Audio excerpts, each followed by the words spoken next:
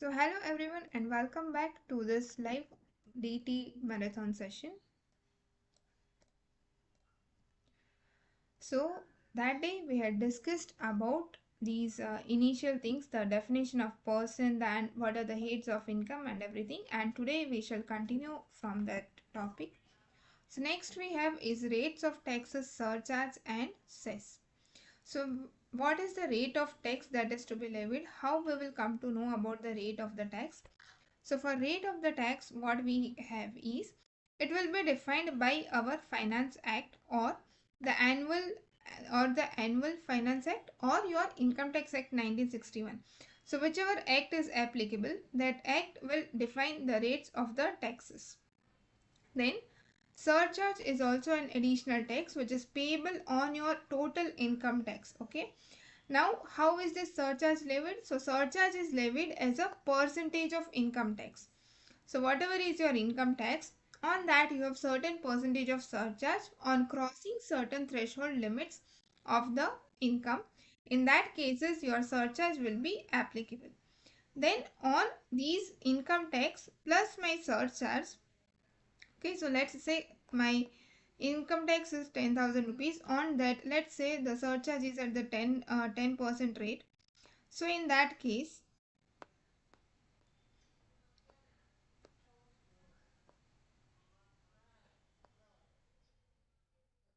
I don't know what's wrong with this. Okay, yeah. So let's say my income tax is 10,000 rupees. On that, let's suppose 10% surcharge is leviable. So that will give me 1,000 rupees of surcharge. Now, on what amount will I levy higher secondary education cess? So these will be always levied on income tax plus surcharge, if any, or minus rebate under section 87A. So if you have any rebate under 87A, and if you have any surcharge, so you need to add the surcharge, you need to deduct the 87A rebate, and then whatever amount comes on that, you will apply 4% of your higher secondary education cess. So here in this case it will be 11,000. Okay. On this 11,000 you will apply your plus 4% cess, and that will give you your final tax liability. Now always remember, the tax liability you need to do round off. Okay, then next we have income tax rates.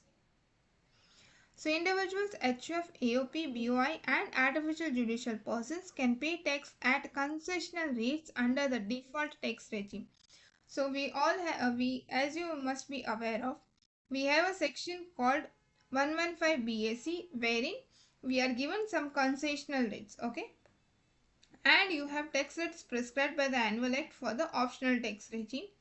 So for all of these people, your individual, HUF, AOP, BOI and artificial judicial person, you have tax under 115 BAC and you have optional tax regime.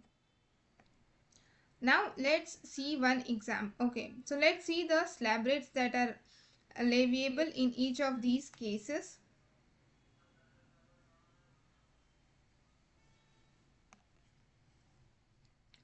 So see, if you have any income up to 3 lakh rupees, then in that case the tax which is leviable is nil. So there is no tax in case of your section 115 BAC. Okay, this isn't updated for your September exams. Okay, for September exams we have up to 4 lakh nil, then 4 to 8. 1 minute.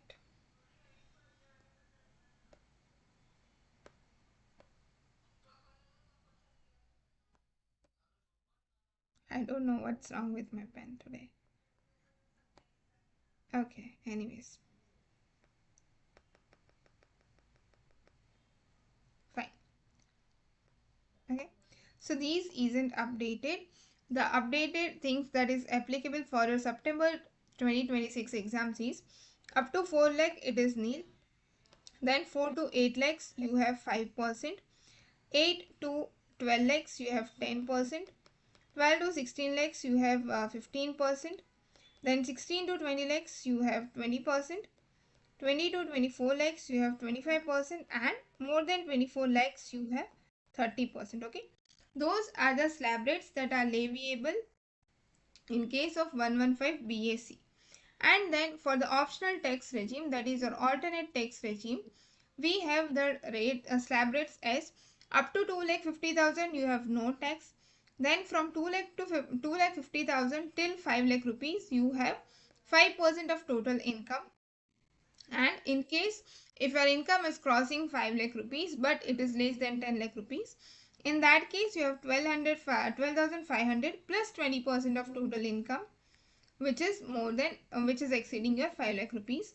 And if you have any income more than 10 lakh rupees, then in that case you have 112,500 plus 30% as your tax liabilities.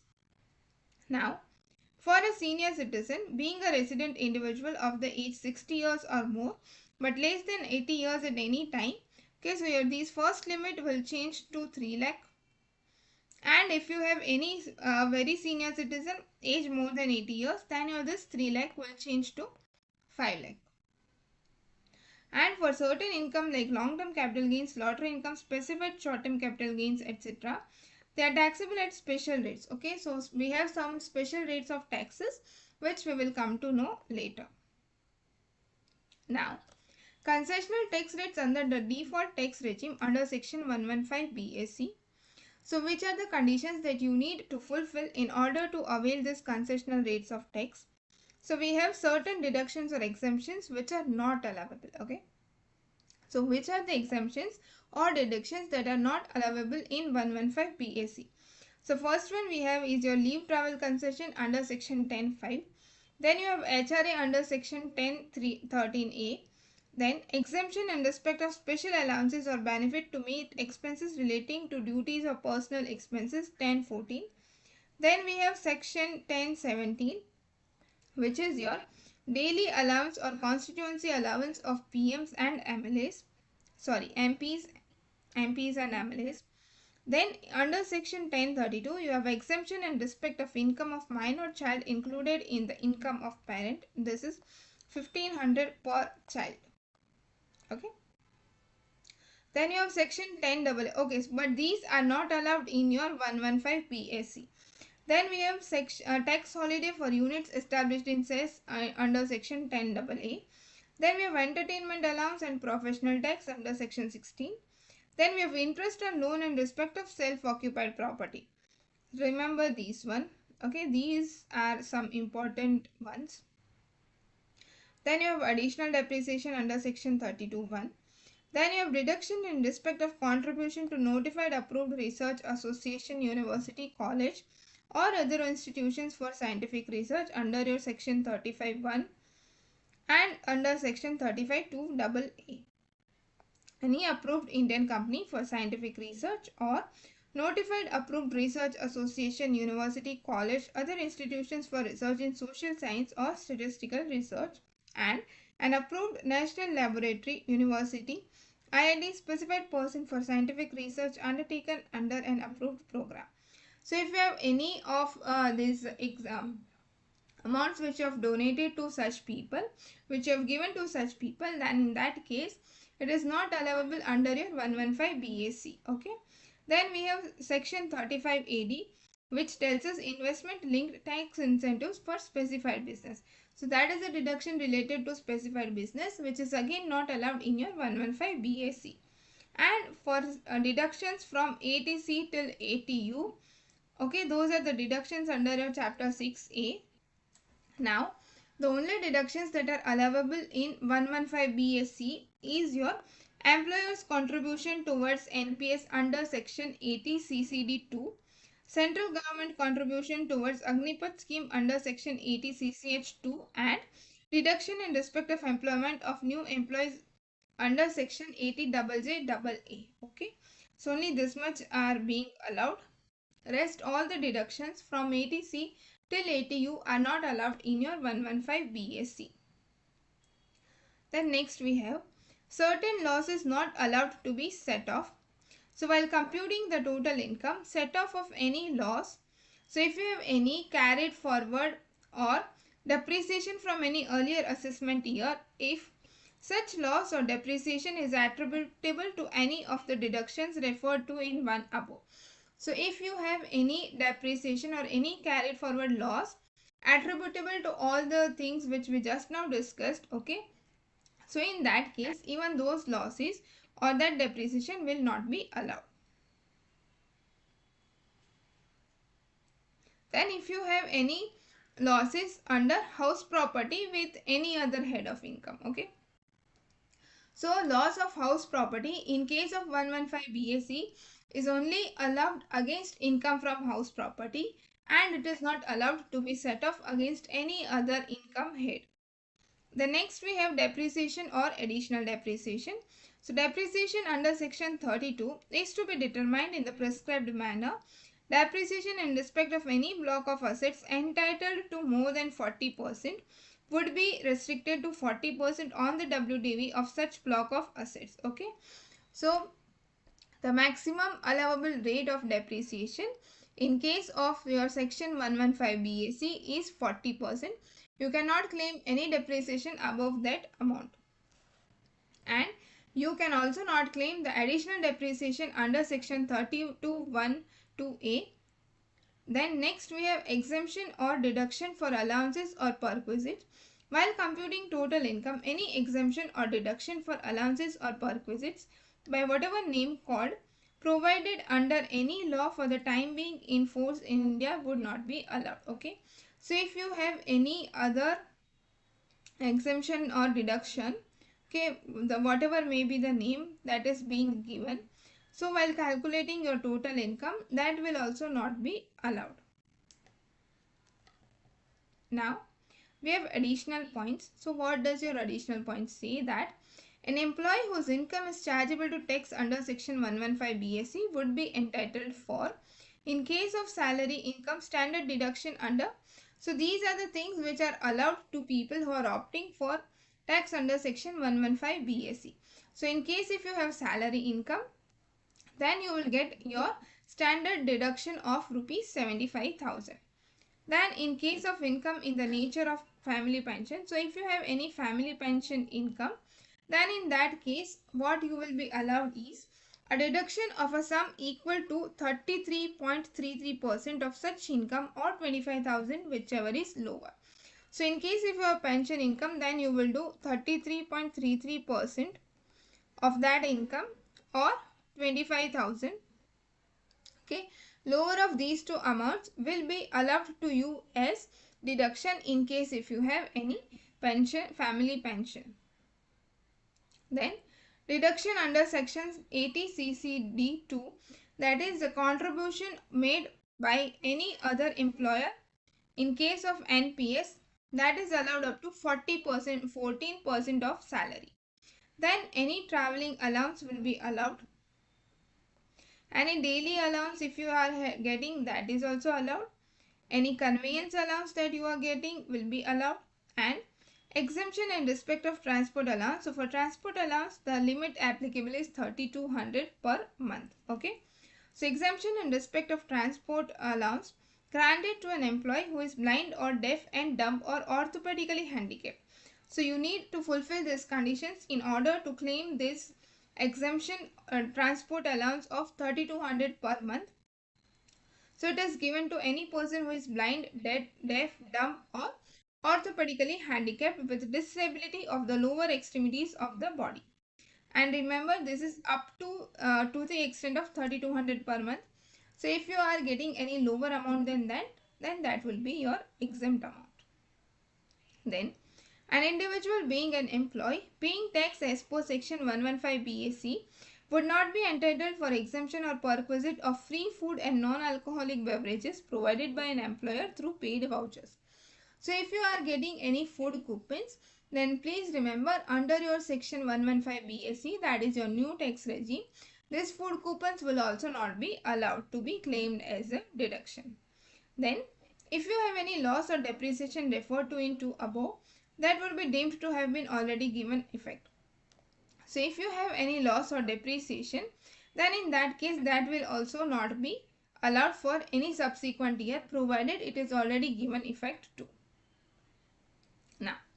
where income tax on total income of the assessee is computed under this section, and there is a depreciation allowance in respect of a block of asset from an earlier assessment year attributable to additional depreciation under section 32(1)(2)(a), which has not been given full effect to prior to assessment year 24-25 and which is not allowed to be set off in the assessment 24-25 due to section 115 BSc, then corresponding adjustment shall be made to the WDV of such block of assets as on 1/4/23 in the prescribed manner, that is, the WDV as on 1/4/23 will be increased by the unabsorbed additional depreciation not allowed to be set off. Okay, so if you have any asset on which you are not allowed the additional depreciation, then in that case what you will do is whatever is the value on 1/4/2023, to that value you will add the unabsorbed additional depreciation which was not allowed to be set off, and you will increase the WDV of that asset by that much amount as on 1/4/2023. The next we have is time limit for exercising the option to shift out of the default tax regime. So by what time should you shift out of your default tax regime?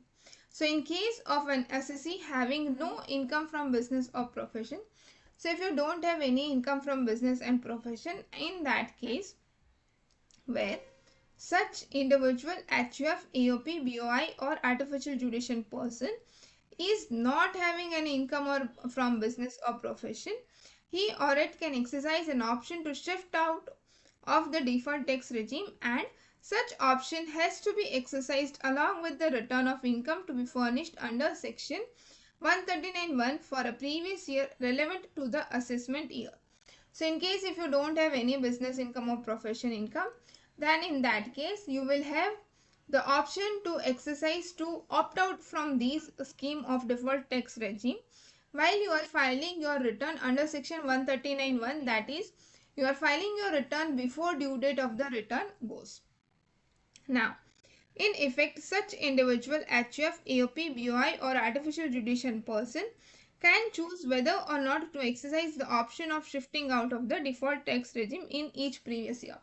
So in each previous year when you will be filing your tax of return, then in that case you will have that option whether you want to opt out from the default tax regime or not, and this option is provided to you every year. He may choose to pay tax under default tax regime under section 115 BSc in 1 year and exercise the option to shift out of the default tax regime in another year. So suppose in this year you are having more benefits in paying the taxes under section 115 BSc.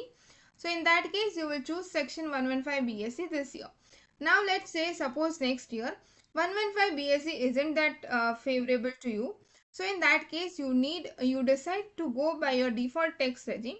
So even that option you have, that you can opt out from this existing default tax regime and you can go to your normal tax regime or your alternate tax regime. Then in case if the assessee is having any business or professional income, then in that case what will happen? See, again you will have the option to exercise before the due date specified under section 139(1) for furnishing the return of income of the previous year, and please remember this is important, and once such option is applied, see, once such option is exercised, it would apply to subsequent assessment years also. So once you are exercising the option, it will be applied to subsequent assessment years also. Such person who has exercised the above option of shifting out of the default tax regime for any previous year shall be able to withdraw such option only once and pay tax under the default tax regime under section 115 BSc for a previous year other than the year in which it was exercised. So the option to opt out from your default tax regime you will get only once, okay, and only for once you will get the option to withdraw, and you need to pay tax under your default tax regime under section 115 BSc for a previous year other than the year in which it was exercised. So the option you would have exercised in some other year and in some other previous year, you will be allowed to pay tax under your default tax regime of 115 BSC. And now see, please remember this next line what this says. Thereafter, such person shall never be allowed to exercise option to opt out of the default tax regime except where such person ceases to have any business, in which case option under 1 would be available. So, once this person chooses to opt out from the default tax regime, then that person is never eligible to again opt for the default tax regime, except the person is only allowed in case the person closes the business and has to opt as per your option number 1.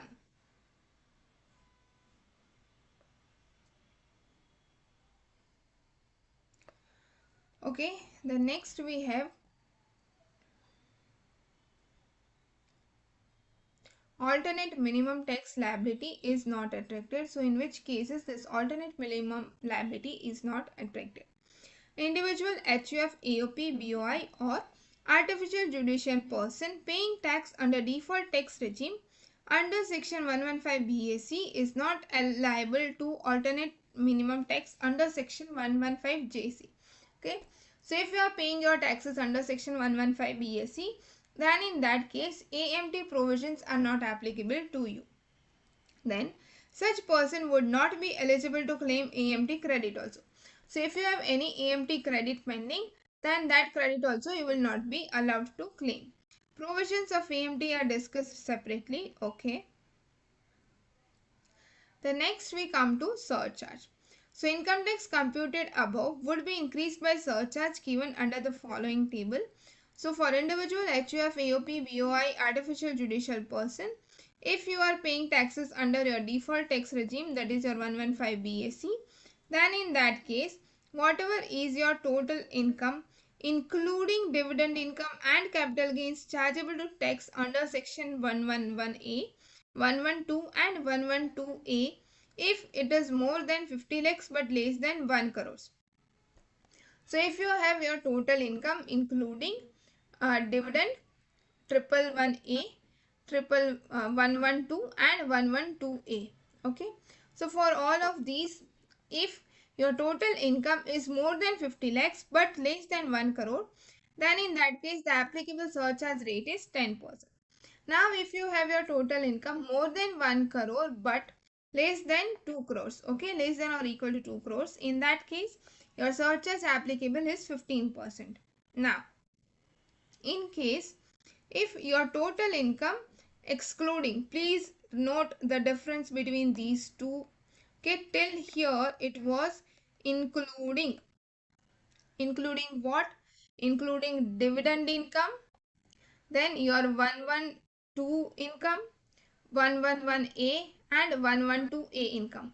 If these four are included, in that case, if your income is more than 50 lakhs, less than 1 crores, surcharge applicable is 10%.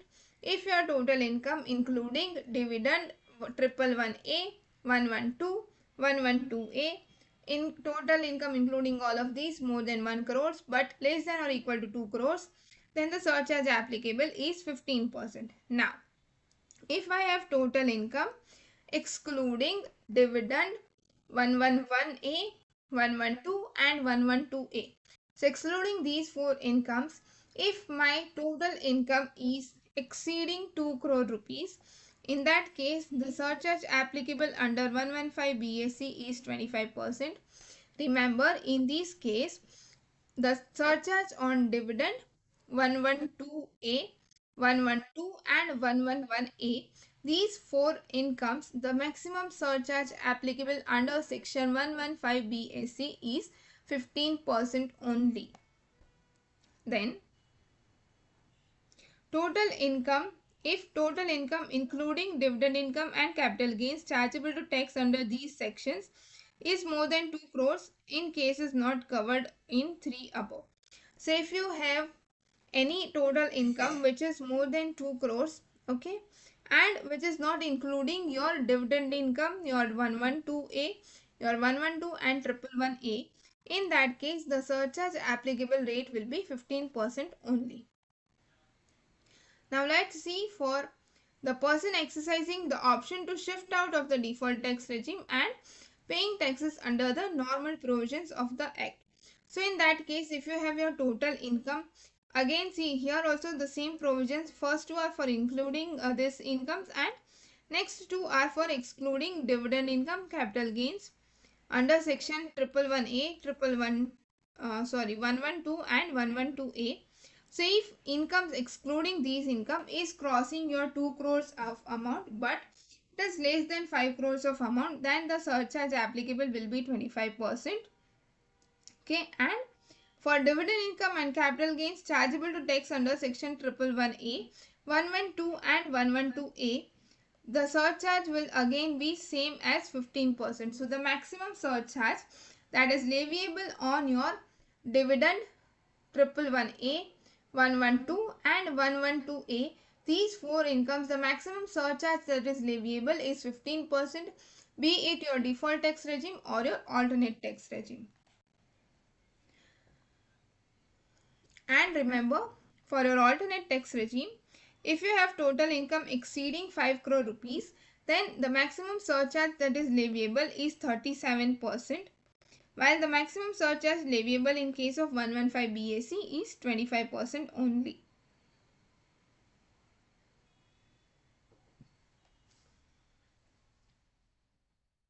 Then, income tax in case of firm, LLP and local authority. So, on whole of the total income, tax is leviable at 30%. And for capital gains under section 112, 112A and 111A, we have special rates which are prescribed. And for surcharge, if the total income is more than 1 crore, then 12% of income tax computed as above will be your surcharge. Then in case of cooperative society, the rates of income tax for cooperative society. So for that we have this flow chart. So let's understand. Is cooperative society resident in India and engaged in manufacturing or generation of electricity? So first question is whether it is resident and engaged in manufacturing or generation of electricity. So if your answer is yes, you will go to the next question. Is it set up and registered on or after 1/4/2023 and commenced manufacturing or production or generating electricity on or before 31/3/2024? So in case your answer is here, we will go to the next question, that is it opting for the concessional tax regime under section 115 BAE? If yes, we have one more question, whether 15% of income derived from or incidental to manufacturing or production or generating electricity. Okay. Then in that case, what will happen? If the total income is less than or equal to 10,000, we have 10%. If the total income is more than 10,000 but less than 20,000, then we have 1,000 plus 20%. And in case if the income is more than 20,000, then we have 3,000 plus 30,000 of total income exceeding 20,000 as your applicable taxes. Then, in case the answers to all of these questions is no, then you need to ask just one more question. Is it opting for concessional tax regime under section 115 BAD? If yes, then 22% of the total income will be the tax liability. Now, we have certain notes for 115 BAD and 115 BAE. So, cooperative society resident in India can opt for concessional rate of tax under section 115 BAD or 115 BAE as the case may be, subject to certain conditions. Then capital gains taxable under your section 112, 112A and 111A, casual income taxable under section 115 BBA, etc. are taxable at special rates specified in these sections. So we have certain special rates for all of these sections, your 112, 112A, 111A and to casual income or taxable under section 115 BBA. Then these sections are not in your course right now, they will be taken at your final level. Now surcharge in case of cooperative society. So if your cooperative society is opting under section 115 BAD or section 115 BAE, then in that case you will have only 10% of income tax including tax payable at special rates irrespective of the amount of total income. So whatever is the amount of your total income, the maximum surcharge leviable in case of section 115 BAD or section 115 BAE is 10%.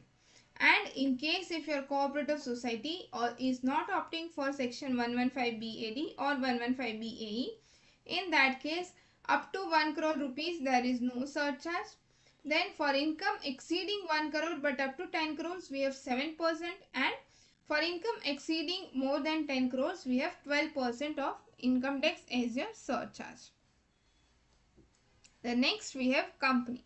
So in case of company, if it is foreign company, then in that case for other income you have 35% of total income, and for income of royalties and fees for technical services, that is your FTS income received from government or an Indian concern in pursuance of an agreement approved by the central government made by the company with the government or Indian concern between 1/4/1961 and 31/3/1976 in case of royalties, and between 1/3/1964 and 31/3/1976 in case of FTS. In that case, you have 50% of total income as your tax liability in case of foreign companies. And in case if your company is opting for concessional rate under regime 115 BAA, then in that case we need to check one more question. Okay, so this is part of this domestic company. So for foreign company you have two rates, 35% and another is your 50%. So in case if you have these fees from technical services received from government, you need to check the dates specified. In that case it will be 50% of your total income. And for domestic company, if it is engaged in manufacture or generation of electricity, then again you will ask whether it was set up on or after 1/10/19 and the generation of electricity began before 31/3/2024. If the answer is yes, you need to ask whether they are opting for section 115 BAB. If yes, then the rate applicable is 15% on income derived from incidental to manufacturing or production of generating electricity.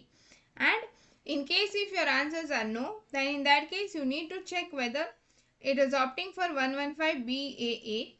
In case it is opting, then you will have 22% rate, or otherwise you will have one more question to be asked, that does its total turnover or gross receipts for financial year 22-23 is less than or equal to 400 crores. If it is less than or equal to 400 crores, then again the applicable rate will be 25%, and if no, then in that case the applicable rate will be 30%. Then for section 115 BAA and 115 BAB, okay, so domestic company can opt for section 115 BAA or section 115 BAB as the case may be, subject to certain conditions. And capital gains taxable under section 111, 112, 112A and 111A. Casual income taxable under section 115 BBA are taxable at special rates. Okay, so you have special rates for these incomes, and again this are taken at your final label. Now surcharge in case of foreign company, if the total income is exceeding 1 crore, then up to 1 crore, okay, less than or equal to 1 crores, you don't have any surcharge. From 1 crore till 10 crores, you have 2%, and if the income is exceeding more than 10 crores, you have 5% of income tax as your surcharge in case of foreign company. And in case of domestic company, which is not opting for any concessional tax regime under section 115 BAB or 115 BAA, then in that case, if the total income is less than or equal to 1 crore, there is no surcharge. From 1 crore up to 10 crores, you have 7%, and in case if the income is exceeding more than 10 crores, then in that case you have 12% of income tax as your surcharge. And in case if you are opting for concessional rates under 115 BAB or 115 BAA, then in that case surcharge is only 10% irrespective of the amount of the total income. Then next we have special rates of tax in respect of certain incomes. Okay. So if you have section 112, then in that case it is for long-term capital gains other than long-term capital gains taxable as per section 112A and mentioned in 2 below, arising from the transfer of capital asset which takes place before 23/7/2024. So any transfer of long-term asset before 23/7/2024, then in that case you have 20% with indexation benefit. And if from the transfer of capital asset which takes place on or after 23/7/2024, then in that case for the transfer for any asset which is acquired before 23/7/2024, you have two options. Either you can take 20% with indexation or 12.5% without indexation, whichever is the lower amount. By that amount you will be paying your income taxes. And if you transfer of any other capital asset, then you have 12.5% without any indexation. Then long-term capital gains arising from transfer of unlisted securities or shares of company in which public are not substantially interested by non-resident assessee. If the transfer takes place before 23/7, then you will have 10% without indexation and foreign currency fluctuations. And in case your transfer takes place after 23/7/24, then you have 12.5% without indexation and foreign currency fluctuations. And for section 112A, it is long-term capital gain on transfer of equity share in a company, unit of a equity oriented fund or unit of business trust. And the rate leviable is 10% on long-term capital gains exceeding 1.25 lakhs. Okay. So long-term capital gains up to 1,25,000 will be exempt, and balance amount if any beyond 1,25,000 will be taxed at 10% if the transfer takes place before 23/7/2024. Please remember these dates, they are very important. Then, what is the condition for availing the benefit of this concessional rate?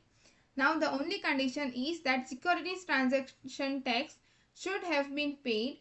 In case of equity shares in a company, it should be paid both at the time of purchase and at the time of sale. And in case of unit of equity oriented fund, it should be at the time of transfer. So at the time when you are selling, at that time STT should have been paid.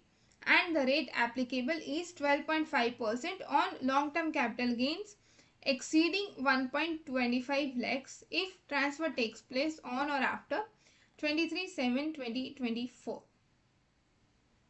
Then we have section 111A, which is for short-term capital gains on transfer of equity shares in a company, units of equity oriented fund or units of business trust. The rate applicable here is 15% if the transfer takes place before 23/7/2024 and 20% in case the transfer takes place on or after 23/7/2024. Okay, and the conditions are that these transaction of sale of such equity units, equity share unit, should be entered on or after 1/10/2004 and such transaction should be chargeable to securities transaction tax. Then section 115BB, which says winnings from lotteries, crossword puzzles, races including horse races, card games and any other games of any sort, gambling or betting of any nature or form will be levied tax at the rate of 30%. And remember, for these incomes, you will not be allowed to claim any deductions, any expenses, or even if you have any losses from these incomes, you will not be allowed to set them off against any of these incomes too. So if you have any of these incomes, what you will do is directly you will apply 30% of tax. Then, in case of 115BBJ, net winnings from online games, again here, without claiming any expenses, any deductions, any exemptions, you will directly apply the rate of 30%. Then 115BBE, if you have any unexplained money, investment, expenditure, etc., which is deemed as income under section 68 or section 69 or 69A or 69B or 69C or 69D. So any unexplained money, investment or expenditure which you have income under your section 68 or any section 69 subdivisions, then the rate applicable is 60%. Now, we have rebate under section 87A to resident individuals. Remember, 87A rebate is only allowed to resident individuals. So this okay, so for these rebate we have two sections again, your 115 BSc and your optional tax regime. So in case of 115 BSc, here again this is 12 lakhs, okay, and this is same, and this is your 60,000, and this is same. Okay, so income up to rupees 12 lakhs, you will have a maximum rebate under section 87A, 115 BAC, 60,000 amount, and in case of alternate tax regime, total income up to 5 lakh rupees will have maximum rebate of 12,500 or your income tax whichever is lower. Now, in case of resident individual paying tax under 115 BAC, and if total income of such individual is more than 7 lakh rupees, and this is not 7 lakh rupees, this is 12 lakh. Okay. So in case if you have income less than 12 lakhs, then what you will do is, first you will calculate the total income minus 12 lakh rupees. Then what you need to do, you need to compute your income tax liability on your total income. And if your B is less than A, then rebate under section 87 would be given. So they have given one formula. So that way you can calculate the rebate which is allowed under section 87A. So, the rebate under section 87A shall not exceed the amount of income tax on the total income of the assessee, and rebate is allowed from income tax computed before adding this higher education cess. Please remember these, okay? So, you need to calculate your rebate, okay? Before rebate is allowed on income tax computed before adding your higher secondary education cess on your income tax. Okay. Then rebate is however not available in respect of tax payable at 10% on long-term capital gains taxable under section 112A. So if you are paying section 112A tax at the rate of 10%, in that case rebate is not allowed. Okay, which means rebate is allowed in your section 111 and 112. Okay. Now we come to the next chapter, that is residential status and scope of total income. Okay. So residential status of an individual, how will you find out the residential status? So we will check 2-3 conditions. Has he stayed in India for less than 60 days in the relevant? Okay. So we'll continue with this residential status tomorrow.